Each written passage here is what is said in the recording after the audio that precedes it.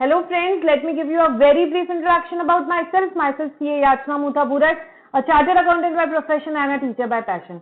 Friends, I've done diploma in information system audit with All India second rank. I'm associated with various training institutes in Mumbai for training GST to professionals, job seekers and my dear students. I'm a faculty for CA final as well as CA intermediate IPCC for the subject indirect taxation. ठीक है, अब हम यहाँ क्या discuss करने वाले हैं बेटा, हम रिवीजन करने वाले हैं समरी बुक से। इनडायरेक्ट टैक्स का आपका यहाँ पे इनडायरेक्ट टैक्स आपको पता है 40 मार्क्स का आता है आपके टैक्सेशन पेपर में, उसका हम रिवीजन करने वाले हैं समरी बुक से। ये समरी बुक किसके लिए बेटा, जो स्टूडेंट्स अपीयर करने वाले May 21 अटेम्प्ट में, उनके लिए ये समरी बुक है। आपको मिल जाएगी बेटा मेरी वेबसाइट www.icaleak.com में डाउनलोड सेक्शन में अवेलेबल है।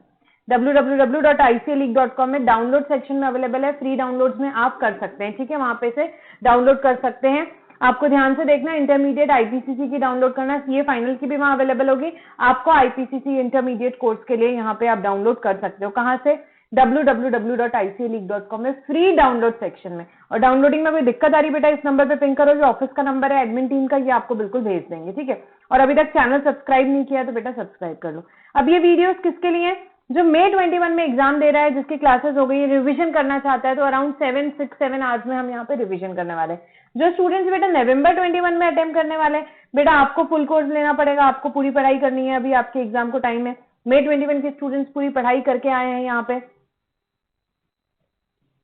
ठीक है। May 21 के स्टूडेंट्स पूरी पढ़ाई करके आए, यहाँ पे रिवीजन के लिए आए, ठीक है। November 21 के लिए full course is available from 15th May बेटा, वेबसाइट पे अवेलेबल हो जाएगा। 15th May से मेरी ही वेबसाइट पे अवेलेबल हो जाएगा।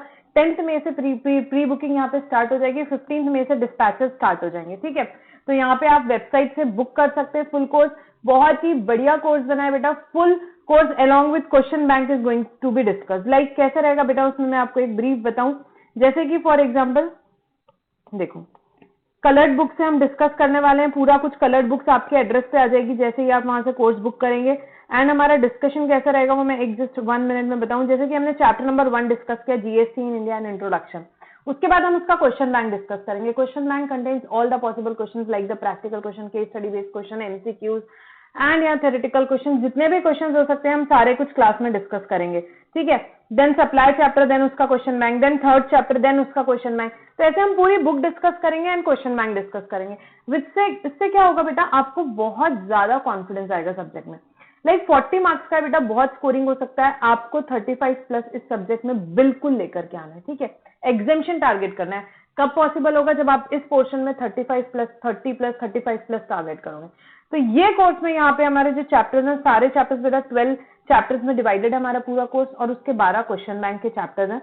वो सारा कुछ हम क्लास में डिस्कस करने वाले हैं, जिससे आपको बहुत अच्छा कॉन्फिडेंस आएगा। प्रॉब्लम क्या होती है, बच्चे क्या करते हैं कि सब चैप्टर डिस्कस कर लिया, अब कंसेप्ट तो समझ गया, बट केस स्टडी में प्रैक्टिकल क्वेश्चंस में आए तो हम इंप्लीमेंट कैसे करें। इसलिए बहुत सारे क्वेश्चंस आपकी प्रैक्टिस के लिए हम क्लास में करेंगे, which will give you a very good confidence over the subject, ठीक है। तो यहाँ पे ये कोर्स फुल कोर्स है जो कि नवंबर अटेम्प्ट के लिए, November 21 ऑनवर्ड्स अटेम्प्ट के लिए अवेलेबल रहेगा फ्रॉम 15th May। आप वेबसाइट से ले सकते हैं। कलर्ड बुक्स आएंगी आपको आपके यहाँ पे कुरियर से। कलर्ड बुक जो रहेगी आपकी, मेन बुक जो है वो कलर्ड बुक रहेगी। क्वेश्चन बैंक जो है बेटा, क्वेश्चन बैंक समरी बुक भी कलर्ड है। Question bank black and white रहेगा, ठीक है। Question bank will also be available to you in the soft copy and main book आपको हार्ड कॉपी में आएगी, ठीक है। तो ये सारा कुछ डिटेल्स हुआ। जैसे हार्ड कॉपी में चाहिए वो ऑप्शन भी चूज कर सकता है, हार्ड कॉपी में भी क्वेश्चन बैंक ले सकता है एज योर विश, ठीक है। तो ये बेसिक डिटेल्स हुआ यहाँ पे। अब हम क्या कर रहे थे, हम रिवीजन शुरू कर रहे थे बेटा, समरी बुक से रिवीजन कर रहे थे। तो रिवीजन में हम स्टार्ट करेंगे, इसी सीक्वेंस में हमारा रिवीजन चलेगा, जो हमारे चैप्टर्स का सीक्वेंस रहता है क्लास में। तो स्टार्ट करेंगे बेटा हमारा first chapter, GST in India and introduction. Yes, chapter number 1, GST in India and introduction. बेटा टैक्सेस, क्विक रिवीजन है बेटा, फटाफट जाएंगे। हमें जो पता है यहाँ पे छोटी मोटी चीजें, यहाँ पे हम डिस्कस सब कुछ करेंगे, बहुत डिटेल में नहीं जाएंगे। क्विकली हम 5 to 6 आवर्स में पूरा कोर्स डिस्कस करने वाले हैं। सो यहाँ पे बेटा टैक्सेस कितने टाइप के होते हैं बेटा, 2 टाइप के टैक्सेस होते हैं, डायरेक्ट टैक्स, इनडायरेक्ट टैक्स। आपको पता है डायरेक्ट टैक्स मतलब किसके लिए, क्या होता है, जैसे कि इनकम टैक्स मतलब कि टैक्सेबल पर्सन और जो एक्चुअली टैक्स पे कर रहा है, जैसे बर्डन पड़ रहा है, पिंच हो रहा है, वो एक ही पर्सन है। जैसे कि मैंने कमाई फॉर एग्जांपल इस साल में 1 करोड़ रुपए, उसमें से 30% फॉर एग्जांपल मुझे गवर्नमेंट को देने पड़े 30 लाख रुपीस, मतलब कि जो टैक्स पे कर रही हूं मतलब कि मैं, और जिसको बर्डन पिंच हो रहा है मतलब कि मैं, यहाँ पे सेम पर्सन है, मैं ऐसा नहीं कर सकती मैं आप सबको बोलूं यार मेरे को 30 लाख का टैक्स पे करना है, थोड़ा लाख लाख रुपए सब लोग निकालो। No no no no no, taxable person and person effectively paying the taxes, same income tax, you know it very well. and indirect tax मतलब कि जो person tax पे कर रहा है और जिसको एक्चुअली वो पिंच हो रहा है वो डिफरेंट है। जैसे कि अगर आप यहाँ पे लेक्चर देख रहे हो आराम से बैठ के चिप्स खा रहे हो, तो चिप्स के ऊपर जो टैक्स लगा अल्टीमेटली बर्डन किस पे आया, आप पे आया, आपने इनडायरेक्टली वो पे किया है। और टैक्स पे किसने किया होगा, कंपनी ने टोटल टैक्स पे कर दिया होगा ऑलरेडी गवर्नमेंट को। ठीक है, लेमन लैंग्वेज में मैंने बताया, हम समझेंगे डिटेल में इसको। सो जो टैक्सेबल पर्सन है और जो इफेक्टिवली टैक्स पे कर रहा है वो अलग होते हैं। जैसे कि इनडायरेक्ट टैक्स का एग्जांपल क्या है बेटा, GST, goods and service tax. Ma'am कोई भी इनडायरेक्ट टैक्स के फीचर्स क्या होते हैं बेटा, बहुत सारे फीचर्स है। It is an important source of revenue, means what बेटा, गवर्नमेंट को सबसे इंपॉर्टेंट है यहाँ पे पैसा, बहुत बड़ा सोर्स है रेवेन्यू का, जिससे गवर्नमेंट यहाँ पे काम करती है, बहुत सारे पब्लिक फंक्शंस करती है। किससे मिलता है पैसा, टैक्स से मिलता है। इनडायरेक्ट टैक्स भी बहुत बड़ा सोर्स है बेटा, अप्रोक्सीमेटली 50% स्टेट्स का, सेंटर का रेवेन्यू इससे आता है। Then it is tax on commodity and services, as the name suggests, GST, goods and service tax। किस पे लगता है, गुड्स पे, कमोडिटीज पे, एस सर्विसेज पे। टैक्स किस पे, गुड्स पे और यहाँ पे सर्विसेज पे, कोई भी इनडायरेक्ट टैक्सेस जो होते हैं। Shifting of burden, there is clear shifting of tax burden in respect of indirect taxes. जैसे कि हम यहाँ पे देखेंगे इसमें डायरेक्टली शिफ्ट हो जाता है बर्डन। जैसे एग्जांपल लेते हैं यहाँ पे, फॉर एग्जाम्पल एक मोबाइल है, ए ने बी को सेल किया, ए ने बी को सेल किया कितने में, 10,000 रुपीज पे। उस पे फॉर एग्जाम्पल 10% जीएसटी लगा, 10% कोई रेट नहीं, सिंप्लिसिटी के लिए ले रही हूं। 11,000 रुपीज, ए ने बी को मोबाइल बेचा 10,000 प्लस 1,000 जीएसटी, कितने में, 11,000 में। बी ने ए को कितना पे किया, 11,000 रुपए, 11,000 रुपए पे किया। उसमें से 10,000 क्या किया, ए ने रख लिया, और 1,000 उसको क्या करना पड़ेगा भाई, जीएसटी के नाम पे लिया है, खुद नहीं रख सकता, गवर्नमेंट को देगा। ए ने गवर्नमेंट को दे दिया, गवर्नमेंट को पे किसने किया, ए ने, गवर्नमेंट को बता दिया किसके बिहाफ में, बी के बिहाफ में। 1,000 रुपीज में आपको दे रहा हूं, बी के बिहाफ में 1,000 रुपीज आपको दे रहा हूं। ठीक है, गवर्नमेंट के अकाउंट में बी के नाम पे 1,000 रुपीज आ गए, मतलब कि गवर्नमेंट के पास बी के 1,000 जमा है जीएसटी नंबर पे। उस मोबाइल को बी ने क्या किया, बी डीलर है, बी ने सी को बेच दिया, सी कंज्यूमर है, कितने में, 12,000 रुपए में, 12,000 रुपए में। ठीक है, 2,000 तो बढ़िया है, उसका प्रॉफिट हो गया, और उस पे लगा 10% जीएसटी, फॉर एग्जांपल 1,200 रुपए। फिर से बोल रही हूँ 10% से सिंप्लिसिटी के लिए ली हूँ, कोई रेट नहीं है। 1,200 रुपए तो 13,200 रुपए टोटल सी ने क्या किए यहाँ पे बेटा, सी ने बी को पे कर दिए, सी ने बी को पे कर दिए, जिसमें से 12,000 रुपए तो बी ने रख लिए, 12,000 रुपए तो बी को रख लिए, और बाकी के जो 1,200 रुपए थे बेटा वो मैम टैक्स के हैं, वो टैक्स के हैं। 1,200 रुपए को क्या बोलते हैं, आउटपुट टैक्स, बी का आउटपुट टैक्स है बेटा 1,200 रुपए। उसमें से माइनस करेंगे इनपुट टैक्स 1,000 रुपए, मतलब कि जो उसको क्रेडिट लेना है 1,000 रुपए का क्रेडिट माइनस करेंगे, जो 200 रुपए वो गवर्नमेंट को पे करेगा। वो 1,000 रुपए ऑलरेडी पे कर चुका है गवर्नमेंट को, 1,000 रुपए ऑलरेडी पे कर चुका है गवर्नमेंट को थ्रू ए, गवर्नमेंट के पास ऑलरेडी 1,000 रुपए है, वो उसके लिए क्या है, बी के लिए वो इनपुट टैक्स क्रेडिट है। What is the output tax of B, 1,200। What is the input tax of B, 1,000। So net government को कितना पे करना है बेटा, 200 रुपए वो गवर्नमेंट को पे कर देंगे, 200 रुपए यहाँ पे गवर्नमेंट को पे कर देंगे। तो इसमें क्या हुआ, शिफ्टिंग ऑफ बर्डन हो गया, ए ने बी को शिफ्ट कर दिया, बी ने सी को। अल्टीमेटली बेटा कौन पे कर रहा है, अल्टीमेट पिंच किसके ऊपर है भाई, सी के ऊपर। गवर्नमेंट को तो 1,200 ही मिले, उस गुड्स पे टोटलिटी पे टैक्स कितना कलेक्ट हुआ, 1,200 रुपए, वो गवर्नमेंट को मिल गए। पिंच किसको हुआ भैया, फाइनल कंज्यूमर को, सी को हुआ। बी ने पे किया, ए ने पे किया, पिंच किसको है, पिंच है सी को। तो शिफ्टिंग ऑफ बर्डन, शिफ्ट कर दिया बर्डन किसके ऊपर, फाइनल कंज्यूमर में। There is a clear shifting of tax burden in respect of indirect taxes and there is no perception of direct pinch. बेटा डायरेक्ट पिंच कई बार हमको तो पता भी नहीं चलता और हम टैक्स पे कर जाते हैं, जैसे कि आप बैठ के चिप्स खा रहे हो, उस पर आपने टैक्स पे किया, ये आपको फील ही नहीं है। ठीक है, तो डायरेक्टली पिंच नहीं करता, जैसे कि इनकम टैक्स करता है। जैसे मैंने बताया 30 लाख मुझे पे करना है, पिंच करेंगे, पर अब मैंने मैरी बिस्किट पे किया, मैंने यहाँ पे सोप पे किया, मैंने टूथपेस्ट पे किया, मुझे पता ही नहीं चलता मैंने टैक्स पे कर दिया। इन्फ्लेशनरी, तो बस हाँ बेटा इन्फ्लेशन तो है, क्यों, क्योंकि भाई हर गुड सर्विसेज पे, मैक्सिमम गुड सर्विसेज पे टैक्स लगता है, तो इन्फ्लेशन तो होगा भाई, गुड्स और सर्विसेज का रेट तो बढ़ेगा। Then wider tax base, obviously बेटा maximum goods and services cover करता है, तो बहुत बड़ा वाइडर टैक्स बेस आता है इसका। प्रमोट सोशल वेलफेयर, यस, यहाँ पे जैसे कि बेटा लग्जरी गुड्स होते हैं, सिम गुड्स होते हैं, उन पे ज्यादा टैक्स रेट होता है, उन पे सेस भी कलेक्ट करते हैं, जैसे कि टोबैको हो गया, अल्कोहल हो गया, इन सब पे ज्यादा क्या करते हैं, टैक्स कलेक्ट करते हैं, फिर वो यहाँ पे पब्लिक के लिए यूज किया जाता है। तो सोशल वेलफेयर भी डेफिनेटली प्रमोट करता है। नेसेसिटी पे टैक्स नहीं कलेक्ट करते हैं हमारे यहाँ पे, जैसे मिल्क हो गए, फ्रेश वेजिटेबल्स हो गए, उन सब पे कोई टैक्सेस नहीं है, एग्जेम्प्ट है वो। लग्जरी गुड्स है, सिन गुड्स है, उनमें ज्यादा टैक्सेस हैं, तो उसको फिर पब्लिक के लिए यूज करते हैं। तो ultimately it promotes social welfare. Regressive तो है बेटा यहाँ पे, चाहे रिच हो चाहे पुअर हो, मैरी बिस्किट सबको 10 रुपए में मिलेगी inclusive of tax for example, ठीक है। तो सबको सेम टैक्स पे करना पड़ता है। नेक्स्ट, अब बेटा आया यहाँ पे क्या, जीएसटी। पहले तो जीएसटी क्यों आया, क्योंकि पुराने सिस्टम में कुछ डेफिशिएंसीज थी। पुराने सिस्टम में कुछ डेफिशिएंसीज थी। क्या दिक्कत थी भाई, मैम इतने अच्छे अच्छे लॉ बनाए थे, एक्साइज था, वैट था, सर्विस टैक्स था, और कितने सारे लग्जरी टैक्सेस थे, कितने सारे टैक्सेस थे, यहाँ पे सीएसटी था। जीएसटी को क्यों आना पड़ता बेटा, डेफिशिएंसी थी, इसीलिए एक नया लॉ लाने की बहुत जरूरत थी। क्या डेफिशिएंसीज थी यहाँ पे हम बेसिकली डिस्कस करेंगे। Non inclusion of several local levies in state VAT such as luxury entertainment taxes etcetera. बेटा इतने सारे टैक्सेस हुआ करते थे, अभी हम देखेंगे। यहाँ पे देखो ये सारे टैक्सेस है ना, जीएसटी में आके सब्स्यूम हो गए। यहाँ पे कितने सारे, service tax, CST, purchase tax, octroi, luxury tax, lautering, batting, gambling and all that, बहुत सारे।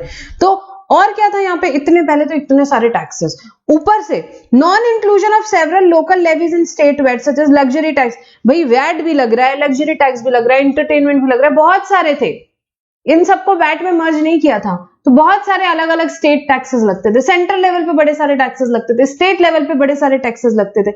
Cascading effect of taxes on account of levy of non vatable CST and inclusion of CENVAT in the value for imposing VAT. बेटा tax on tax लगता था, यहाँ पे tax on tax होते जाता था, क्योंकि अब जैसे एक स्टेट से दूसरे स्टेट में गया माल, तो टैक्स पहले जो लगता था बेटा वो कौन सा था, सीएसटी लगता था, ठीक है। एक स्टेट से दूसरे स्टेट माल गया, महाराष्ट्र से गुजरात माल गया, तो टैक्स लगता था सीएसटी। सीएसटी का क्रेडिट नहीं मिलता था, तो यहाँ पे क्या हो जाता था, levy of non vatable CST हो जाता था। भाई उसका कोई क्रेडिट, हमने अभी समझा ना इनपुट टैक्स क्रेडिट का कंसेप्ट, अभी तो कोई टेंशन ही नहीं है, जीएसटी जीएसटी जीएसटी, वो सीजीएसटी, एसजीएसटी, आईजीएसटी बाद में समझेंगे, वो बहुत लिमिटेड है। पहले तो इतने सारे थे कि भाई एक्साइज का क्रेडिट हमको वैट में नहीं मिलेगा, वैट का क्रेडिट यहाँ पे हमको सर्विस टैक्स में नहीं मिलेगा, और बहुत सारी चीजें हुआ करती थी। तो सबसे प्रॉब्लम थी एक तो ये levy of non vatable CST की, इंटर स्टेट में हमेशा क्रेडिट यहाँ पे ब्लॉक हो जाता था, क्रेडिट नहीं मिलता था। इंटर स्टेट किया, सीएसटी लगाया, तो जिसने परचेज किया उसको क्रेडिट नहीं मिलता था, उसके लिए बन जाती थी cost. Second, inclusion of CENVAT in the value for imposing VAT. बेटा एक्साइज ड्यूटी हुआ करता था, बहुत डिटेल में ये नहीं समझो, बेसिकली समझो। एक्साइज लगता था मैन्युफैक्चर पे, मैन्युफैक्चरिंग वाला लगाता था, मैन्युफैक्चरिंग वाला लगाता था। अब फॉर एग्जांपल जिसने मोबाइल मैन्युफैक्चर किया उसने एक्साइज लगाया, उसने डीलर को बेचा, डीलर क्या करेगा एक्साइज का, क्रेडिट का, उसको कोई काम नहीं, उसको वैट लगता था सेल पे, सेल्स पे वैट लगता था, मैन्युफैक्चरिंग पे एक्साइज लगता था। तो मैन्युफैक्चरर तो एक्साइज लगा देता था, डीलर ने उससे खरीदा, उसको एक्साइज, जैसे कि फॉर एग्जांपल 100 रुपए का कोई मोबाइल खरीदा, एक सिंप्लिसिटी के लिए, उसमें 10 रुपए का एक्साइज लगा, ठीक है, 110 रुपए की चीज हो गई, 110 रुपए की चीज हो गई। अब वैट लगाना था उसको, एक तो सबसे पहले उसको एक्साइज का क्रेडिट मिलता नहीं था, तो उसके लिए कॉस्ट हो जाती थी, उसके लिए कॉस्ट कितनी हुई, 100 नहीं हुई, 110 हो गई। अब वो वैट किस पे लगाता था बेटा, 110 पे लगाता था, 100 पे नहीं लगाता था, ये लिखा है इंक्लूजन ऑफ सेनवैट, एक्साइज को सेनवैट बोलते हैं, in the value for imposing VAT. VAT कितने पे लगेगा, 110 पे लगता था ऑन 110। तो यहां पे बड़ी दिक्कत हो रही थी, टैक्स ऑन टैक्स हो गया, एक्साइज के ऊपर वैट लग गया, ठीक है। ऐसा जीएसटी में अब नहीं होता। No CENVAT after manufacturing stage, as I told you, manufacturer ही सेनवैट लगाता था, डीलर्स वगैरह को तो वैट वगैरह लगता था। Non integration of VAT and service tax, भाई एक सेंटर, सर्विस टैक्स जो है वो सेंट्रल गवर्नमेंट का रेवेन्यू, वैट जो है स्टेट गवर्नमेंट का रेवेन्यू, तो उनके बीच में कोई इंटीग्रेशन ही नहीं था। और क्या होता था, double taxation of transaction as both goods and service tax. अब भैया अल्टीमेटली पैसे की बात है, स्टेट गवर्नमेंट का रेवेन्यू है वैट, सेंट्रल गवर्नमेंट का रेवेन्यू है सर्विस टैक्स। स्टेट गवर्नमेंट ने बोला कि जो रेस्टोरेंट है वो क्या है, गुड्स है, क्योंकि उस पर वैट लगेगा, गुड्स है, क्यों, क्योंकि खाना गुड्स है भाई। यहाँ पे सर्विस टैक्स वालों ने बोला कि भाई खाना तो कितने का है, मेन तो सर्विस है। यहाँ पे आप वहां रेस्टोरेंट में बैठे हो, यहाँ पे शेफ आपको यहाँ पे दे रहा है, यहाँ पे एसी वेसी आप सब यूज कर रहे हो एंड ऑल दैट, सर्विस है। तो क्या होता था, वैट वाले बोलते थे, स्टेट वाले बोलते थे वैट है, वो वैट भी कलेक्ट करते थे, सेंटर वाले बोलते थे सर्विस है, सर्विस भी कलेक्ट करते थे। अल्टीमेटली क्या लगता था, दोनों चीज, वैट भी पे कर रहे रेस्टोरेंट वाले, सर्विस भी, यहाँ पे सर्विस टैक्स भी पे कर रहे हैं। जीएसटी में ये बहुत बढ़िया कर दिया, क्लियर कर दिया है कि भाई किसको गुड्स बोलेंगे, किसको सर्विस बोलेंगे। रेस्टोरेंट कैटरिंग को सर्विस बोलेंगे और उसी के हिसाब से सारे प्रोविजंस लगेंगे, टाइम ऑफ सप्लाई के, प्लेस ऑफ सप्लाई के एंड ऑल दैट। तो यहां पे पहले डबल टैक्सेशन हो रहा था बहुत सारी जगह, सॉफ्टवेयर को गुड्स बोलेंगे कि सर्विस, दोनों बोल के दोनों टैक्स ले रहे थे। तो ये बहुत सारी डेफिशिएंसी थी बेटा कि भाई यहाँ पे टैक्स ऑन टैक्स हो रहा था। मैन्युफैक्चरिंग स्टेज के बाद यहाँ पे क्या था, यहाँ पे सैनवैट नहीं था, डबल टैक्सेशन हो रहे थे, तो यहाँ पे बहुत सारे टैक्सेस थे। तो ये सारे क्या थे, deficiencies in existing value added system था। इस पे थ्योरेटिकल क्वेश्चन आएगा तो ये 5 पॉइंट लिख देना, ठीक है। इस कारण एक नए टैक्स लॉ को आना जरूरी था, और क्या आया भाई, जीएसटी आया, गुड्स एंड सर्विस टैक्स। ये एक वैल्यू एडेड टैक्स है बेटा। वैल्यू एडेड मतलब हर स्टेज पे वैल्यू एड होती है। जैसे कि हमने एग्जांपल में देखा, आपके ए से बी में, ए ने बी को बेचा 10,000 में, 10,000 में, बी ने सी को बेचा कितने में बेटा, 12,000 में। कितनी वैल्यू एडिशन हुआ मैम, 2,000 रुपए पे। 2,000 पे यहाँ पे 10% के हिसाब से 200 रुपए टैक्स होता है, और उतने ही वैल्यू एडिशन पे हर स्टेज पे टैक्स लगते जाएंगे, हर स्टेज पे टैक्स लग जाएगा। So it is in the concept of value added tax, value added tax. Continuous chain of tax credit, बेटा यहां पे क्रेडिट का चेन ब्रेक नहीं हो रहा है, बिल्कुल नहीं हो रहा है। कंटिन्यूअस चेन है भाई क्रेडिट की, कंटिन्यूअस चेन है क्रेडिट की।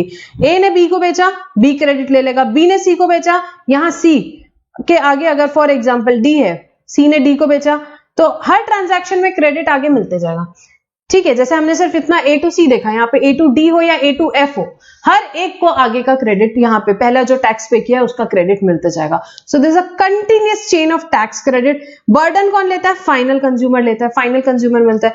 And no cascading of tax, tax पे टैक्स नहीं लगता, अब टैक्स पे टैक्स नहीं लगता। तो बहुत ही प्यारा सा, बढ़िया सा, ब्यूटीफुल लॉ आया हमारे यहाँ पे, जो कि जीएसटी का कंसेप्ट है, जिसमें जो एक वैल्यू एडेड टैक्स है, continuous chain of credit provide करता है, बर्डन फाइनल कंज्यूमर लेता है, and there is no cascading of taxes, and there is no cascading of taxes बेटा। अब जीएसटी आना था तो पुराने टैक्सेस जाने थे, पुराने टैक्सेस जाने थे, तो देखेंगे कि कौन से पुराने टैक्सेस चले गए और कौन से अभी भी नहीं गए। जो this is a very important question from this chapter, you should remember it exactly. किसी भी तरीके से ये क्वेश्चन आपको पूछा जा सकता है। कौन से टैक्सेस चले गए, तो यहां पे देखो, ये है first taxes which are subsumed under GST and taxes which are not subsumed under GST, वो हम देखेंगे। सबसे पहले कौन से टैक्सेस सबस्यूम हो गए, मतलब कि जीएसटी में आ गए भाई, मतलब अब ये नहीं है यहाँ पे मैक्सिमम, और ये जीएसटी में मर्ज हो गए। कौन से हो गए हैं देखते हैं। कुछ प्रोडक्ट्स पे अभी भी है एक्साइज और VAT, as I told you, हम देखेंगे। तो सेंट्रल लेवल पे, मतलब भाई देखो, इंडिया का फेडरल स्ट्रक्चर ऐसा है कि सेंट्रल गवर्नमेंट भी कुछ टैक्सेस लगाती है, स्टेट गवर्नमेंट भी कुछ टैक्सेस लगाती है। तो सेंटर ने बोला कि ठीक है, मैं ये टैक्सेस छोड़ देता हूं, ताकि फिर क्या है, मेरे को जीएसटी का रेवेन्यू मिले। सिमिलरली स्टेट ने भी किया। तो यहाँ पे सेंटर ने अपने कौन से यहाँ पे टैक्सेस जो है मेजरली सैक्रिफाइस किए, यहाँ पे मेमोरी टेक्निक है बेटा, सीए सीए सीएस, ठीक है। तो यहां पे सेंट्रल लेवल में कौन से टैक्सेस यहां पे सबस्यूम हुए, सबसे पहले बेटा central excise duty, central excise duty, then additional excise duty. Excise duty, central excise और एडिशनल एक्साइज, सेंट्रल एक्साइज और एडिशनल एक्साइज, ये हो गया बेटा फर्स्ट सी है आपका, ये हो गया फर्स्ट सी है। देन सर्विस, यहां पे नेक्स्ट सी अगर हम देखेंगे, central sales tax, central sales tax and additional custom duty, CST and additional custom duty. ये बेटा ये भी सबस्यूम हो गया किसके अंदर आके, जीएसटी के अंदर। And then last central surcharges so far as they relate to supply of goods and services and service tax, and service tax. तो इतने टैक्सेस सेंट्रल लेवल के थे जो कि सबस्यूम हो गए जीएसटी में। रिवाइज करेंगे फटाफट। First CA belongs to central excise duty, additional excise duty. Second CA बेटा central sales tax, additional custom duty. And third CS बेटा किस चीज के लिए, central surcharges and service tax, and service tax, ठीक है।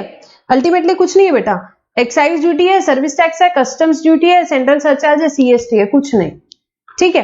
ये सारे टैक्सेस किधर आ गए मैम, ये यहाँ पे सबस्यूम हो गए जीएसटी में। अब ये तो सेंट्रल ने किया, अब स्टेट ने क्या किया ये देखेंगे हम, ठीक है। स्टेट ने क्या किया, सेंटर की मेमोरी टेक्निक वापस CS, memory technique for this state, PS I love you, आपने एक मूवी देखी होगी, तो PS love is the memory technique for this, where P stands for बेटा परचेज टैक्स, पहले था अब नहीं लगता, ठीक है।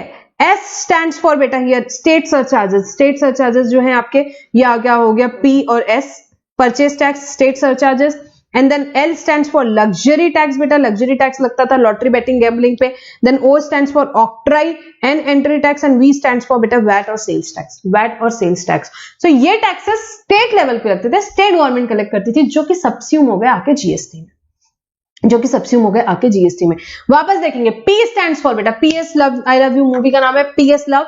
P stands for purchase tax ma'am, S stands for state के surcharge ma'am, L stands for luxury tax on lottery betting and gambling, O stands for बेटा octroi and entry tax and V stands for VAT and sales tax, VAT and sales tax। तो central government और state government का sacrifice level देखो बेटा, उन्होंने ये सब क्या कर दिया, सबस्यूम कर दिया जीएसटी में।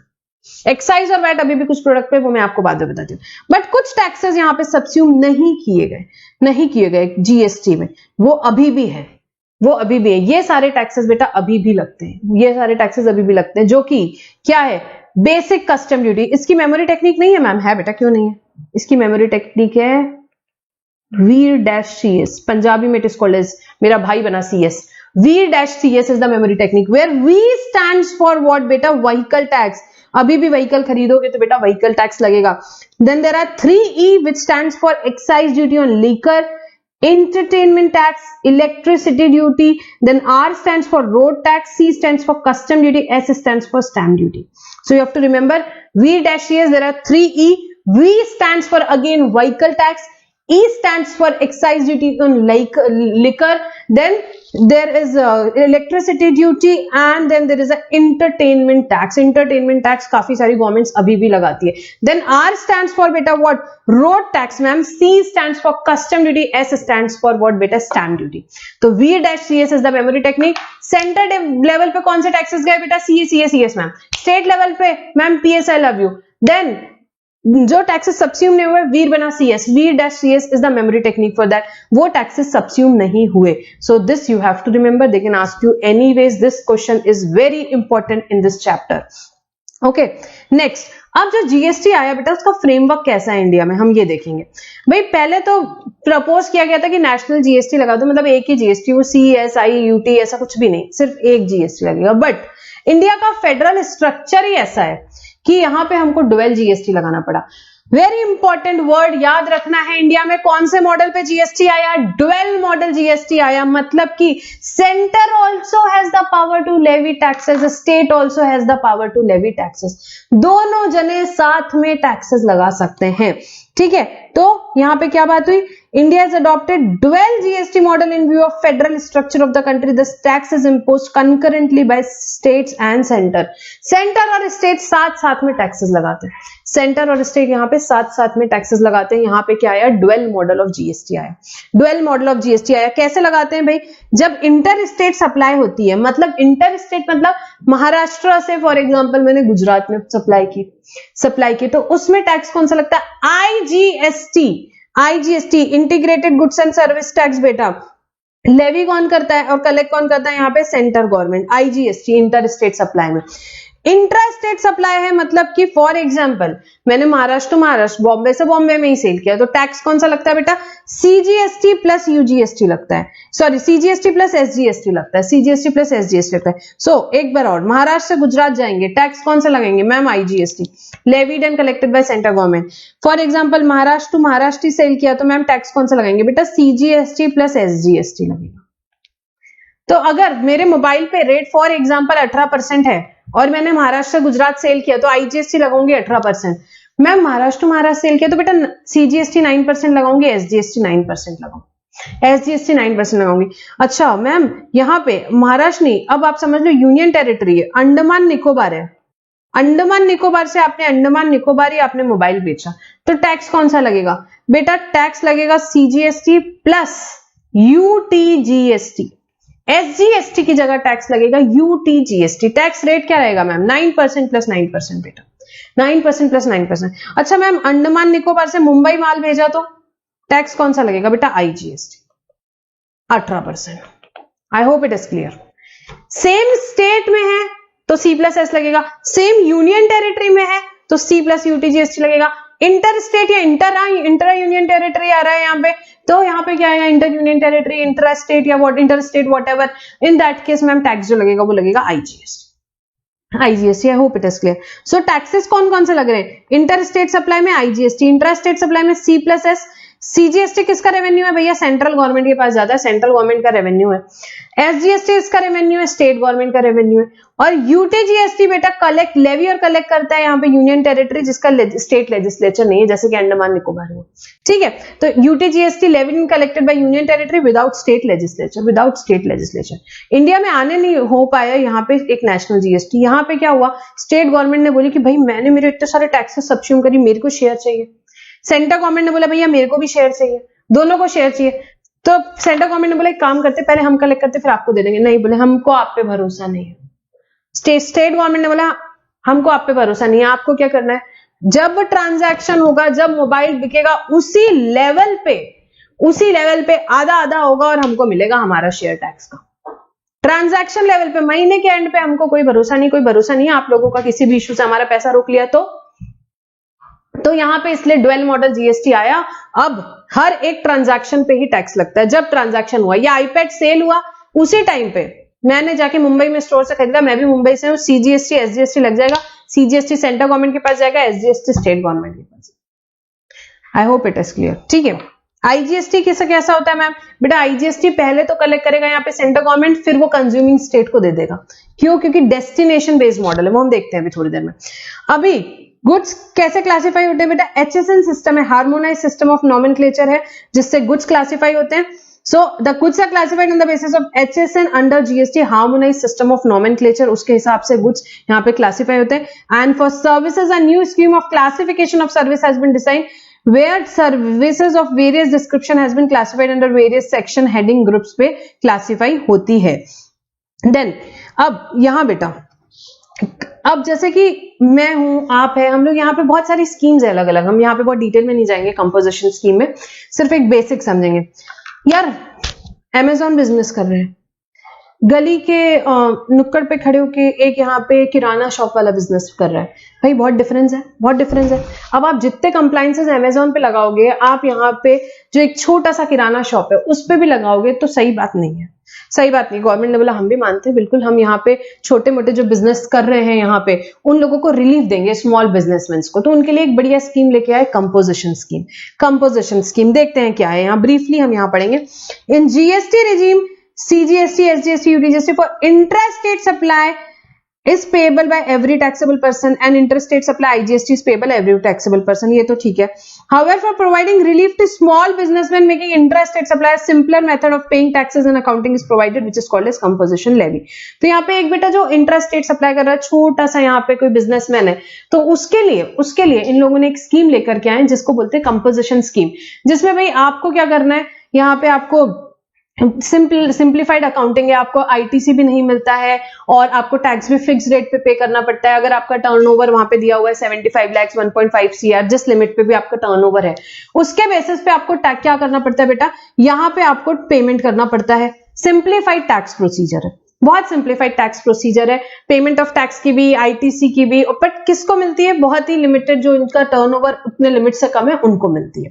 ठीक है, तो which is called as what बेटा, कंपोजिशन स्कीम। कंपोजिशन स्कीम बहुत सिंपल स्कीम है, फिक्स रेट पे आउटपुट पे करना है, ITC आपको मिलेगा नहीं, और यहां पे आपको क्या है, ये रिलीफ मिलेगा स्मॉल बिजनेसमैन को जो इंट्रास्टेट सप्लाईज कर रहे हैं, ठीक है। आई होप इट इज क्लियर, ये बाद में डिटेल में डिस्कस करेंगे।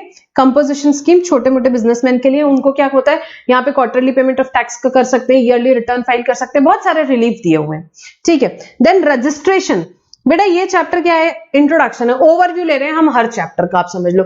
अब रजिस्ट्रेशन इटसेल्फ यहाँ पे एक पूरा एक चैप्टर होता है रजिस्ट्रेशन का, कंपोजिशन स्कीम का एक पूरा चैप्टर होता है, तो ये बाद में डिटेल में डिस्कशन करेंगे।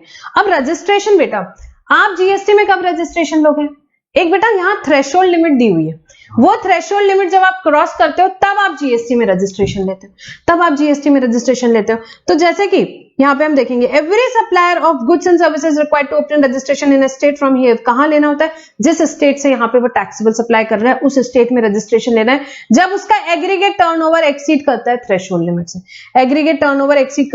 लिमिट से, तो अब यहाँ पे गुड्स के लिए भी और सर्विस के लिए भी, बाकी बेटा डिटेल में पढ़ेंगे उस चैप्टर में।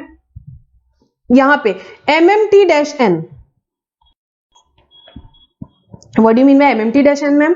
Manipur, Mizoram, Tripura, Nagaland, MMT, make my trip, no for make my trip till exams, याद रखना है MMT-N। सो मणिपुर, मिजोरम, त्रिपुरा, नागालैंड, ये चार केसेस में आपकी क्या है 10 लाख की लिमिट है बेटा। छोटे मोटे स्टेट से इसलिए यहाँ छोटी लिमिट रखी है। गुड्स की भी सर्विस की भी, गुड्स की भी सर्विस की भी। इससे ज्यादा अगर आप वहां पे टर्नओवर हो रहा है, आपका कौन सा टर्नओवर? Aggregate turnover.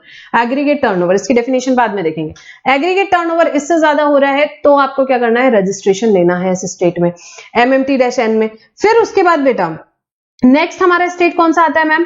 बेटा यहाँ पे स्टेट आता है with threshold limit of 20 lakhs and 20 lakhs for both goods and services. Both goods और सर्विसेज के लिए यहाँ पे जो आपका स्टेट आता है, यहाँ पे MAT, where M stands for Meghalaya, A stands for Arunachal Pradesh, T stands for Telangana, dash UPS Uttarakhand, Pondicherry and Sikkim. MAT dash UPS के लिए लिमिट है 20 लाख रुपए, गुड्स के लिए भी सर्विस के लिए भी। गुड्स के लिए भी सर्विस के लिए बेटा एग्जाम में क्वेश्चन दे देंगे, बताएंगे नहीं कौन से स्टेट की कितनी लिमिट है, याद आपने रखना है। MMT-N में कितनी? 10 लाख की। मैट डैश UPS में कितनी है बेटा? 20 लाख की लिमिट है, 20 लाख की लिमिट है। बाकी रजिस्ट्रेशन के चैप्टर में डिटेल में देखेंगे। State with threshold limit of 20 lakh for services and 40 lakh for exclusive supply of goods. 20 lakh service की, 40 लाख गुड्स की लिमिट है। 3 स्टेट्स जो हैं कौन से? जैसे कि जम्मू कश्मीर, असम, हिमाचल प्रदेश एंड ऑल अदर स्टेट्स। बाकी जितने भी MP हो गया, महाराष्ट्र हो गया, जितने यहां नहीं आए बेटा, गुजरात हो गए, ये सब, इन सब की लिमिट क्या है? सर्विस के लिए 20 लाख, सर्विस के लिए 20 लाख और गुड्स के लिए 40 lakh, exclusive supply of goods के लिए 40 लाख। ठीक है बेटा, सर्विस सेक्टर में कभी भी लिमिट सिर्फ 2 ही है, 10 लाख और 20 लाख। गुड्स में लिमिट्स 3 हो सकती है, 10, 20 और 40। ठीक है, तो सर्विस में ज्यादा टेंशन नहीं। सर्विस में खाली आपको ये देखना है MMT-N में हो तो 10 लाख, अदरवाइज क्या होगी बेटा? 20 लाख। गुड्स के लिए आपको ये सब याद रखना है, गुड्स के लिए आपको ये सब याद रखना है। MMT-N है तो यहाँ पे 10 लाख लिमिट है गुड्स की भी, सर्विस के लिए। मैट डैश UPS है तो बेटा क्या है? 20 लाख की लिमिट है, गुड्स की भी यहाँ पे और सर्विस की भी। और Jammu Kashmir, Assam, Himachal Pradesh, all other states 20 lakh goods यहाँ पे सर्विसेज की, और एक्सक्लूसिव सप्लाई ऑफ गुड्स है तो 40 लाख। गुड्स और सर्विस दोनों का सप्लाई है तो 20 lakh, exclusive supply of goods है तो सिर्फ 40 लाख। ठीक है, ये हो गया बेटा। अब next exemptions. Apart from providing relief to small scale business, law also provides continuous provision for granting exemption from payment of tax on essential goods and services. तो बेटा यहाँ पे essential goods and services जैसे कि fresh fruits हो गए, vegetables हो गए, इन सब में बेटा गवर्नमेंट ने दिए हुए हैं exemptions। exemption का भी पूरा एक चैप्टर सेपरेट है। तो बहुत सारी चीजों में गवर्नमेंट ने exemption दिए जहां पे टैक्स नहीं लगता है, जहां पे टैक्स नहीं लगता है। Then seamless flow of credit, जैसे कि मैंने बताया बेटा, ओरिजिन से हम आ गए भाई डेस्टिनेशन बेस्ड प्रिंसिपल पे। मतलब क्या? There are few important words beta which you should remember, like anything, like India has adopted dual model of GST. GST is a destination based. ये सब words काम आएंगे एग्जाम में 100%. So since GST is a destination based consumption tax, revenue of SGST accrues to the consuming state. समझेंगे concept क्या है? We have moved from origin based system था हमारा CST में, जिससे हम move कर चुके हैं किस पे? destination based पे।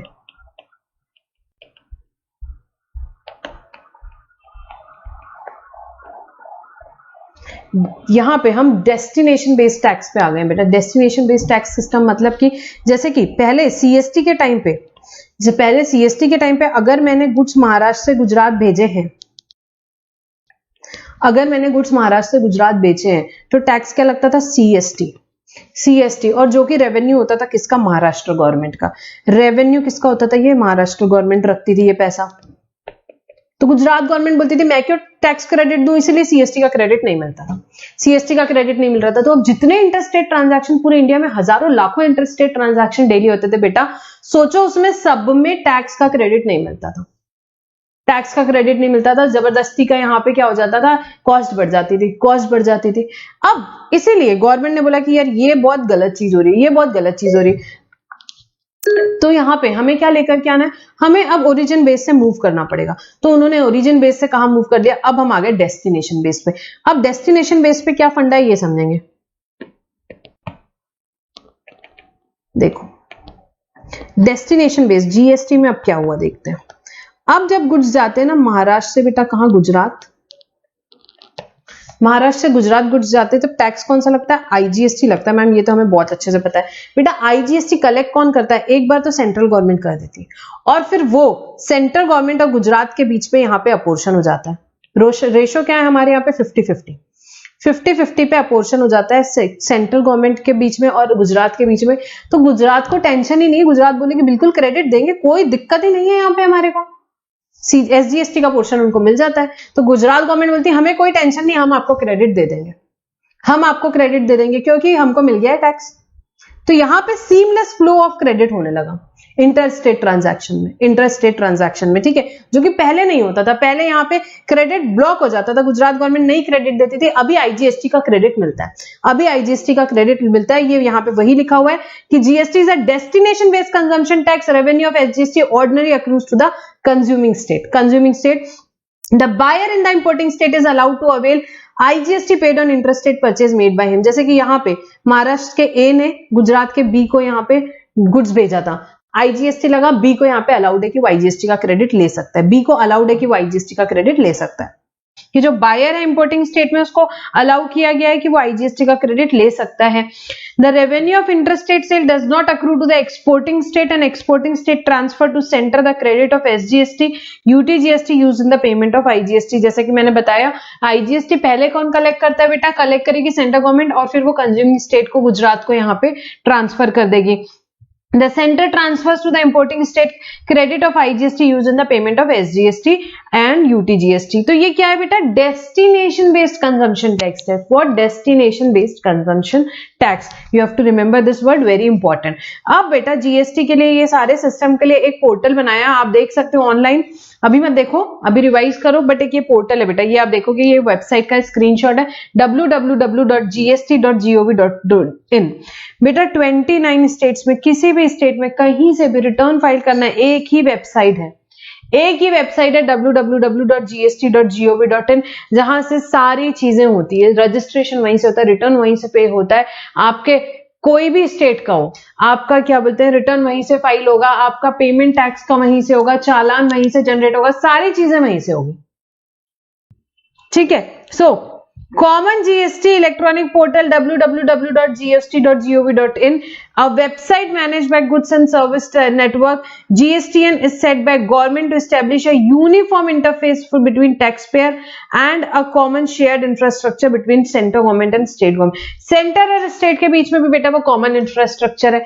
यहाँ पे एक ही प्लेटफॉर्म दिया गया है, एक ही इंटरफेस दिया गया है टैक्स पेयर के बीच में और सेंटर और स्टेट्स के बीच में। gst.gov.in जो कि वेबसाइट है, जो कि मैनेज कौन करता है बेटा? GSTN, that is goods and service tax network. The GST portal is accessible over internet पे, कोई भी टैक्स पेयर, उसके उनके सीए एडवोकेट कोई भी कर सकता है और यहाँ पे टैक्स ऑफिशियल भी कर सकते हैं। This is a single common portal for all GST related services. बेटा पहले वैट हुआ करता था 29 स्टेट्स के अलग अलग रिटर्न, अलग अलग वेबसाइट्स, बहुत ज्यादा होता था। जीएसटी में एटलीस्ट इतनी हार्मोनी तो लेकर के आ गए हैं, ठीक है। अब the function of GSTN includes, registration कर सकते हैं आप, रिटर्न जो आप फाइल करते हो वो फॉरवर्ड हो जाता है सेंटर को, स्टेट को, अथॉरिटीज को। इस पे भी क्या हो सकता है? थ्योरेटिकल क्वेश्चन ही हो सकता है। कंप्यूटेशन और सेटलमेंट, या आईजीएसटी जो है इसका बड़ा मैकेनिज्म का सेटलमेंट करना वगैरह, ये भी कौन करता है? यहाँ पे जीएसटीएन करता है। Matching of tax payment detail with banking network, आपने जो टैक्स का पेमेंट किया उसको बैंक के नेटवर्क के साथ मैच करेगा कौन? जीएसटीएन। प्रोवाइडिंग वेरियस अलग अलग एमआईएस रिपोर्ट देता है, किसको? सेंट्रल गवर्नमेंट को, स्टेट गवर्नमेंट को, based on tax payer return information and providing analysis of tax payers profile. तो ये सारे काम किसके? जीएसटीएन के। बेटा सब कुछ यहाँ पे जीएसटीएन कर रहा है। रिटर्न वही, यहाँ पे आपका रजिस्ट्रेशन की फैसिलिटी वही दे रहा है, रिटर्न आपके फिर फॉरवर्ड कर रहा है, कंप्यूटेशन और सेटलमेंट कर रहा है आईजीएसटी के, टैक्स पेमेंट डिटेल्स को बैंकिंग नेटवर्क से यहाँ पे क्या कर रहा है? मैच कर रहा है, एमआईएस रिपोर्ट देता है अलग अलग, और टैक्स पेयर की प्रोफाइल को एनालाइज करता है, ठीक है। Common GST electronic portal for furnishing e-way bill, जो ई-वे बिल के लिए वेबसाइट है बेटा वो कौन सी? ई-वे बिल gst.gov.in, ये वेबसाइट ई-वे बिल के लिए, ठीक है। तो ये जीएसटीएन के कुछ फंक्शंस है, याद रखना है आपको। नेक्स्ट इज बेटा GSP ASP. GST has selected certain IT, ITS and financial technology company which is called as GST सुविधा providers। वो आपको क्या करते हैं? डेवलप करके देते हैं एप्लीकेशन जो कि टैक्स पेयर यूज करते हैं इंटरेक्टिंग विद जीएसटीएन के लिए। They facilitate taxpayer in uploading invoices as well as filing return and act as single stop shop for all GST related services, ठीक है। नेक्स्ट बेटा dates not so important, just एक बार पढ़ेंगे, exam में dates पूछने के चांसेस बहुत कम होते हैं। बेटा जीएसटी हमारे इंडिया में कैसे कैसे आया 2000 में, बेटा ईयर 2000 में जो प्राइम मिनिस्टर है उन्होंने इंट्रोड्यूस किया कंसेप्ट कि भाई जीएसटी एक कंसेप्ट यहाँ पे आएगा, और एक कमिटी डिजाइन करी जो कि इंडिया के लिए जीएसटी मॉडल बनाएगा। 2006 में यूनियन फाइनेंस मिनिस्टर में बजट में पहली बार अनाउंस किया कि भाई 6-7 के बजट में कि जीएसटी इंडिया में अप्रैल यहाँ पे 2010 पे आ जाएगा, 1 अप्रैल 2010 से। उसके बाद बहुत सारी डेडलाइंस वगैरह मिस हुई। 2014 पे जीएसटी अमेंडमेंट बिल इंट्रोड्यूस हुआ लोकसभा में। उसके बाद 2016 में एक्ट इनैक्ट हुआ, यहाँ पे जीएसटी काउंसिल की फर्स्ट मीटिंग हुई, और उसके बाद GST, SGST, CGST, IGST, UTGST compensation bill आए मार्च 17 में। अप्रैल 17 में यहाँ पे वो एक्ट्स पास हुए, एंड देन फाइनली बेटा यहाँ पे जीएसटी कमिटी ने, यहाँ काउंसिल ने बहुत सारे रूल्स वगैरह बताए, सारे स्टेट्स ने हाँ कर दी एक्सेप्ट जम्मू एंड कश्मीर। और जो इंपॉर्टेंट डेट याद रखनी, 1 जुलाई 2017 में जीएसटी लॉन्च हो गया इंडिया में हर स्टेट में except Jammu and Kashmir. Jammu and Kashmir ने भी मान लिया, और 8 जुलाई 2017 में एसजीएसटी एक्ट कहाँ, जम्मू एंड कश्मीर में भी पास हो गया। ठीक है, so SGST pass by Jammu and Kashmir, CGST, IGST ordinance also extended to to Jammu Kashmir. ठीक है, तो दो डेट्स याद रखनी, 1 जुलाई 17 एंड 8 जुलाई 17। बाकी तो ठीक है, यहाँ पे प्राइम मिनिस्टर ने इंट्रोड्यूस किया, फिर एक्ट्स वगैरह यहाँ पे आए एंड ऑल दैट, वो सारी अलग अलग डेट्स है, उतनी याद रखने की जरूरत नहीं है। जीएसटी के क्या बेनिफिट्स हुए बेटा, बहुत थ्योरेटिकल है, बहुत मुश्किल है एग्जाम में आना, बट फिर भी एक बार जस्ट 1 मिनट में डिस्कस करेंगे, नॉट वेरी इंपॉर्टेंट। अलग अलग चीजों को यहाँ बेनिफिट है, इकोनॉमी को बेनिफिट है, यहाँ पे सिंप्लीफाइड टैक्स स्ट्रक्चर हो गया, इजी कंप्लायंसेस हो गए, ट्रेड को, इंडस्ट्री को भी काफी सारे बेनिफिट्स हैं। ये आप एक बार रीड कर सकते हो। सो ठीक है, ये आप एक बार रीड कर लीजिए। नेक्स्ट बेटा कॉन्स्टिट्यूशनल अमेंडमेंट्स, कुछ इंपॉर्टेंट कॉन्स्टिट्यूशन में जो अमेंडमेंट्स हुए वो हम यहाँ पे डिस्कस करेंगे। ठीक है, अब यहाँ पे क्या क्विक रिवीजन है बेटा, क्विकली जा रहे हैं हम। कॉन्स्टिट्यूशन में क्या मेजर अमेंडमेंट्स आए हम देखेंगे। बेटा यहाँ पे आर्टिकल 246 है ना बेटा, उसमें 3 लिस्ट होती है। लिस्ट 1 जो होती है वो क्या बताती है, यूनियन लिस्ट है। ये लिस्ट एनुमरेट करती है मैटर जिसमें पार्लियामेंट के पास राइट है कि वो लॉ बना सकते हैं। लिस्ट 1 के अंडर जो मैटर है उसमें पार्लियामेंट लॉ बनाता है, central government that is. List 2 state list कही जाती है, इसमें जो मैटर है उसमें स्टेट के पास एक्सक्लूसिव पावर है राइट लॉ बनाने का। और लिस्ट 3 जो है बेटा वो किससे रिलेटेड है, यहाँ पे पार्लियामेंट और स्टेट दोनों मिलकर के लॉ बना सकते हैं। पर जो लिस्ट 3 में जो आइटम होते हैं बेटा वो टैक्स से रिलेटेड नहीं, forest and education and all that वो मैटर्स थे। ठीक है, तो लिस्ट 1 में कुछ एंट्री में अमेंडमेंट आया, लिस्ट 2 में कुछ एंट्री में अमेंडमेंट आया।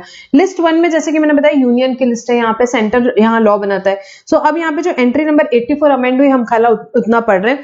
Duty of excise on following goods manufacture और प्रोड्यूस्ड इन इंडिया नेमली, मतलब अब बेटा एक्साइज ड्यूटी पहले सारे गुड्स जो भी मैन्युफैक्चर इंडिया में होते थे उन सब पे लगती थी, अब खाली इन 6 गुड्स पे लगती है। अब खाली इन 6 गुड्स पे लगती क्या, एक्साइज ड्यूटी सेंट्रल लेवल पे। कौन सा गुड्स है बेटा, petroleum, high speed diesel, motor spirit, natural gas, aviation turbine fuel and tobacco and tobacco products. Excise क्या इंडिया से चलेगा, नहीं मैम, ये 6 प्रोडक्ट्स पे लगता है खाली। Similarly VAT entry number 54 amend की, और क्या बोला, taxes on sale of petroleum, high speed diesel, motor spirit, natural gas, aviation turbine fuel, alcoholic liquor for human consumption. ठीक है, इनमें क्या लगेगा बेटा, इनके सेल्स पे, but not including sale in the course of interstate और sale in the course of international trade. तो यहाँ पे इन्होंने क्या बताया कि भैया अभी भी वैट क्या इंडिया से चलेगा, नहीं, इन प्रोडक्ट्स पे लगता है, इन प्रोडक्ट्स पे लगता है। यहाँ पे हम समरी पे देखेंगे, आपको ज्यादा अच्छा समझेगा, ये टेबल उसी का समराइज है। क्या हुआ, बीच में कुछ आइटम है which is called as PHMNA, petroleum, high speed diesel, motor spirit, natural gas, aviation turbine fuel which is called as PHMNA। PHMNA item पे के प्रोडक्शन पे टैक्स कौन सा लगता है बेटा, एक्साइज लगता है। प्रोडक्शन पे एक्साइज लगता है, सेंट्रल एक्साइज। और उसके सेल्स पे क्या लगता है, वैट लगता है या CST लगता है। इंट्रा स्टेट सेल होता है तो वैट लगता है, इंटर स्टेट सेल होता है CST लगता है। आज भी GST नहीं लगता इनमें। गवर्नमेंट ने क्या बोला, गवर्नमेंट ने बोला कि भाई इन आइटम में हम नोटिफाइड डेट से लेकर के आएंगे, अभी नहीं लेके आ रहे। गवर्नमेंट को टेंशन आ गया GST आते आते यहाँ स्टेट गवर्नमेंट्स को कि भाई GST से रेवेन्यू नहीं आया तो ये बड़े रेवेन्यू जनरेटिंग आइटम्स थे। तो उन्होंने बोला इन आइटम पे तो भैया अभी भी पुराने लॉ लगेंगे, इनमें अभी भी सेंट्रल लेवल पे एक्साइज कलेक्ट होगी, स्टेट लेवल पे सेल पे क्या होगा, वैट या CST लगेगा। ठीक है, तो कौन से आइटम है मैम, PHMNA। अब इसके बाद 2 स्पेशल आइटम है, अल्कोहल। अल्कोहल स्टेट गवर्नमेंट ने बोला कि भैया हम पहले भी इसका रेवेन्यू लेते थे, हम अभी भी लेंगे, अल्कोहल में तो हमें कॉम्प्रोमाइज ही नहीं करना, आपको अल्कोहल अगर मर्ज करना है जीएसटी में तो फिर तो हमें जीएसटी नहीं लेके आना, अड़ गई स्टेट गवर्नमेंट। तो अल्कोहल के प्रोडक्शन पे आज भी स्टेट एक्साइज लगता है बेटा, अल्कोहल पे सेंट्रल एक्साइज नहीं लगता, स्टेट एक्साइज लगता है, और उसके सेल पे आज भी दोनों भी स्टेट कलेक्ट करती है, एक्साइज भी स्टेट कलेक्ट करती है, उसके सेल पे वैट और सीएसटी भी स्टेट कलेक्ट करती है, major source of revenue of state government. ये इन्होंने जीएसटी पे नहीं आने दिया, तो इसमें अभी भी जीएसटी नहीं लगता है। अब सेंटर ने बोली अच्छा अल्कोहल तुम रखोगे, टोबैको हमारा हुआ, तो टोबैको बेटा, टोबैको एंड टोबैको प्रोडक्ट के प्रोडक्शन पे सेंट्रल एक्साइज लगता है, ये बड़ा स्पेशल प्रोडक्ट है, टोबैको के प्रोडक्शन पे सेंट्रल एक्साइज लगता है और इसके सेल पे जीएसटी लगता है, इसके सेल पे वैट और सीएसटी नहीं लगता, ये आपको याद रखना है। ये देखो कि अगर आप, तो यहाँ पे ये एक ही आइटम में फर्क था, टोबैको जो था यहाँ पे एंट्री नंबर 84 पे है और अल्कोहल यहाँ पे एंट्री नंबर 54 पे है, मतलब वैट जो है वो किस पे लगेगा बेटा, यहाँ पे अल्कोहल पे लगेगा, यहाँ पे वैट, सीएसटी या यहाँ पे सेंट्रल एक्साइज। तो आपको इन शॉर्ट ये याद रखना है, पीएचएमएनएम पे क्या लगता है, उनके प्रोडक्शन पे मैम सेंट्रल एक्साइज, उनके सेल पे मैम वैट या सीएसटी। अल्कोहल पे क्या लगता है बेटा, स्पेशल आइटम है, प्रोडक्शन पे स्टेट एक्साइज, सेल पे वैट या सीएसटी एज में be applicable. Tobacco and tobacco product special, very special item है मैम, उसके प्रोडक्शन पे लगता है सेंट्रल एक्साइज, सेल पे लगता है उसमें जीएसटी, सेल पे लगता है उसमें जीएसटी, ठीक है, ये याद रखना है। Then new insertion of article 246 है बेटा, ये आर्टिकल 246 है, ये फेल हो गया, क्यों फेल हो गया, क्योंकि बेटा लिस्ट 1 यूनियन लिस्ट थी, यहाँ कौन लगा सकता है टैक्स, यहाँ पे लगा सकती है मैम पार्लियामेंट, यहाँ पे सेंट्रल गवर्नमेंट, यहाँ पे पार्लियामेंट लगा रही है, लिस्ट 2 में स्टेट के हाथ में राइट है, बट लिस्ट 3 में दोनों के साथ में राइट है कि भाई टैक्स लगा सकते हैं, बट इनमें जो मैटर है वो मैटर टैक्स लॉ से रिलेटेड नहीं हुआ करते थे। अब जीएसटी लगाने के लिए सीजीएसटी और एसजीएसटी के लिए एक ऐसा आर्टिकल चाहिए था कि जो कि पावर देता है कि स्टेट गवर्नमेंट और सेंट्रल गवर्नमेंट दोनों साथ साथ में टैक्सेस लगा सके, इसीलिए ये लिस्ट फेल हो गई, इसलिए एक नया आर्टिकल फेल हो गया, तो एक नया आर्टिकल इंट्रोड्यूस किया गया जिसे कहा गया आर्टिकल नंबर 246 है, जो कि दोनों को पावर देता है that parliament and subject two clause the legislature of every state have the power to make law with respect to goods and service tax imposed by union or such state। बेटा कोई भी law लगाने के पहले constitution से permission चाहिए, तो 246A ने वो परमिशन दी कि हाँ पार्लियामेंट और स्टेट दोनों भी क्या कर सकते हैं, जीएसटी लगा सकते हैं यहाँ पे, और पार्लियामेंट को एक्सक्लूसिव पावर दिया कि वो लॉ बना सकता है किसके लिए, goods and service tax in case of interstate, interstate के केस में, क्योंकि आईजीएसटी लगता है तो वहां पे पावर दिया गया खाली पार्लियामेंट को, तो ये दिस इज नथिंग, बस पावर दिया गया है, यहाँ पे कॉन्करेंट पावर दिया गया है, स्टेट को और सेंटर को आप टैक्सेस लगा सकते हो, और पार्लियामेंट को एक्सक्लूसिव पावर दिया गया इंटरस्टेट के केस में। Not very important, just we have discussed. And then one thing important is article 279 goods and service tax council. एक काउंसिल बनी बेटा जीएसटी काउंसिल, जो कि क्या करती है, बहुत सारे काम करती है मैम, सारे रिकमेंडेशन जीएसटी काउंसिल ही देती है, हमें पता है। एक बार रीड करेंगे बेटा, article 279A of the constitution empowers president of India to constitute a joint forum of centre and state, एक जॉइंट फोरम बनेगा, सेंटर का, स्टेट का, सेंटर के भी लोग रहेंगे, स्टेट के भी लोग रहेंगे। Goods and service tax council, the provision relating to GST council came into force on this date, ठीक है, ये याद रखने की जरूरत नहीं है डेट्स वगैरह। मेंबर्स कौन कौन रहेंगे, चेयरपर्सन रहेंगे बेटा यूनियन फाइनेंस मिनिस्टर, हमेशा उसके चेयरपर्सन रहेंगे। मेंबर्स कौन रहेंगे, union finance minister of state in charge of revenue और finance and the minister in of charge of finance और टैक्सेशन और any other minister nominated by each state department, हर state department के लोग रहेंगे इसके अंदर, ठीक है। तो यूनियन फाइनेंस मिनिस्टर चेयरमैन रहेंगे बेटा, member union minister of state in charge of what, revenue या फाइनेंस के जो भी यूनियन मिनिस्टर ऑफ स्टेट रहेंगे वो मेंबर रहेंगे, या minister in charge of finance और टैक्सेशन और एनी अदर मिनिस्ट्री जो कि स्टेट गवर्नमेंट नॉमिनेट रहेगी, ये सारे लोग मेंबर रहेंगे। वाइस चेयरपर्सन कौन रहेगा, state finance minister shall choose amongst themselves as vice chairman of the council for such period, वो लोग डिसाइड करेंगे अपने बीच में कि कौन यहाँ पे वाइस चेयरमैन रहेगा। अब इंपॉर्टेंट क्या है, रोल क्या है जीएसटी काउंसिल, बेटा सब कुछ जीएसटी काउंसिल ही रिकमेंड करती है। It will make recommendation to the union and state, union और स्टेट को रिकमेंडेशन देगी क्या, taxes cess such as levied by union and state local bodies which may be subsumed under in the GST, वो उन्होंने बताया था कौन कौन से टैक्सेस आपको जीएसटी में सबस्यूम करने हैं, कौन से गुड्स एंड सर्विसेज जीएसटी से एग्जेम्प्ट रहेंगे, model of goods and service tax law, यहाँ पे कैसा goods and service tax law रहेगा, क्या लेवी रहेगी, क्या अपॉर्शनमेंट होगा दोनों के बीच में जो 50-50 डिसाइड हुआ इन the course of interstate and principal that govern place of supply कैसे निकलेगा, थ्रेशोल्ड लिमिट टर्नओवर का क्या रहेगा, जब तक कि जीएसटी में रजिस्ट्रेशन लेने की जरूरत नहीं है, आप एग्जेम्प्ट रहेंगे। रेट्स क्या रहेंगे, including floor rates for a specified period to raise additional revenue. Special provision with respect to special category states के रिगार्डिंग क्या स्पेशल प्रोविजन रहेंगे, वो भी वो डिसाइड करेंगे। Any other matter relating to goods and service tax as the council में decide, कुछ भी मैटर, सारे मैटर बेटा कौन डिसाइड करेगी, जीएसटी काउंसिल रिकमेंड करेगी यहाँ पे किसको, यूनियन और स्टेट को, जिसके बेसिस पे यहाँ पे सारे लॉ एंड ऑल दैट बनते हैं। ठीक है, तो बेटा ये जो हमारा डिस्कशन था GST and India in introduction, हमने काफी क्विकली यहाँ पे डिस्कस किया। इंपॉर्टेंट कंसेप्ट है, हर चैप्टर को थोड़ा थोड़ा हमने यहाँ पे डिस्कस, जो जो आया यहाँ पे रिलेवेंट, जैसे composition, scheme, registration and all that हमने डिस्कस किया।